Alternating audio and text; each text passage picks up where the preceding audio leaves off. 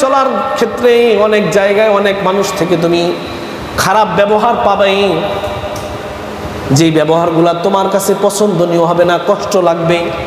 ওয়া আহসিন ইলা মান আসা ইলাইক, যে তোমার সাথে খারাপ ব্যবহার করবে, ওয়া আহসিন, তুমি তার সাথে ভালো ব্যবহার করো। তার সাথে কি করো? ভালো ব্যবহার করো। এই এক হাদিসের উপরে যদি আমরা আমল করতে পারি, আমার পরিবার ঠিক, সমাজ ঠিক, রাষ্ট্র ঠিক, দুনিয়া ঠিক, আমি ঠিক, আপনি ঠিক, সবাই ঠিক।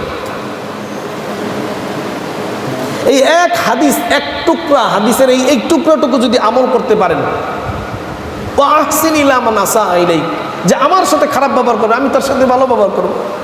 স্ত্রী আজকে আমার সাথে খারাপ ব্যবহার করছে, আমি তার সাথে ভালো ব্যবহার করি।